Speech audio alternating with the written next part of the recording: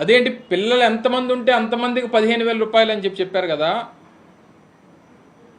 మరి ఇప్పుడు 15,000 రూపాయలు తలిగిస్తానని చెప్పని అంటున్నారు అనేటువంటి అనుమానం నిన్న రాయవరంలో, భోగాపురంలో, మెట్టెక్ జోన్లో, తర్వాత ఎయిర్పోర్ట్లో ఇన్ని ప్రాంతాల్లో ముఖ్యమంత్రి గారు పత్రికా సమావేశాలు పెట్టినట్టుగా చూశాను. కనీసం 3 ప్రాంతాల్లో అన్న వారు మాట్లాడారు ప్రజలను ఉద్దేశించి.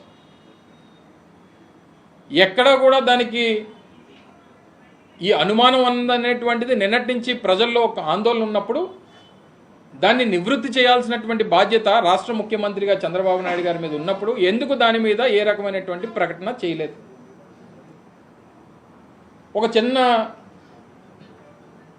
ఉదాహరణ మీకు చూపిస్తాను. అంటే ఏ రకంగా వారు ప్రచారం చేశారో, ఆ ప్రచారంలో ఏం చెప్పారో ఇప్పుడు ఉన్నటువంటి ఇరిగేషన్ శాఖ మంత్రి రామానాయుడు గారు వారి ఎన్నికల ప్రచారం ఏ రకంగా ప్రచారం చేశారో ఒక్కసారి వినండి మీరు. పథకాలన్నీ కూడా మీరు పథకం చూస్తున్నారా, పాంప్లెట్ చూసారా, ఎక్స్ప్లెయిన్ చేశారా? మీకు ఎంత వస్తుంది? నెలకు 1,500, సంవత్సరానికి 18,000, మీ అబ్బాయికి 15,000, ఆ పాపకి, ఈ పాపకి 15,000, ఈ బాబుకి, ఆ బాబుకి 15,000, ఈ బాబుకి.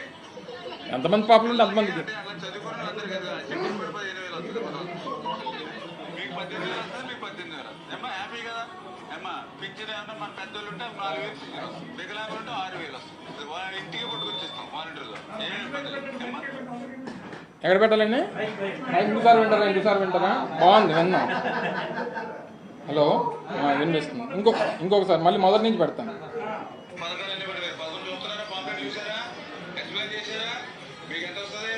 నెలకు 1,500, సంవత్సరానికి 18,000, మీ అబ్బాయికి 15,000, ఆ పాపకి, ఈ బాబుకి 15,000, ఈ బాబుకి, ఆ బాబుకి 15,000, ఈ బాబుకి.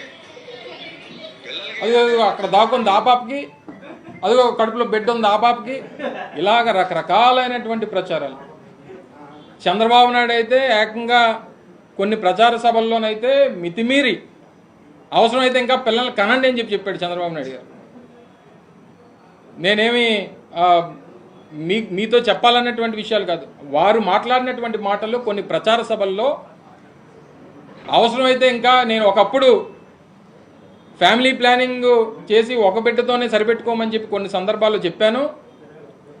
కానీ ఇప్పుడు అలా కాదు, మీకు ఎంతమంది పిల్లలు కావాలంటే అంతమంది పిల్లలు కనండి, అంతమంది పిల్లలకి 15,000 చొప్పున ఇస్తానని చెప్పాడు. అంటే ఈ రకమైనటువంటి ప్రచారాన్ని చేసి ఇప్పుడు మంత్రివర్గంలో ఉన్నటువంటి మంత్రి గారు ఆ రోజు శాసనసభ్యుడు అభ్యర్థిగా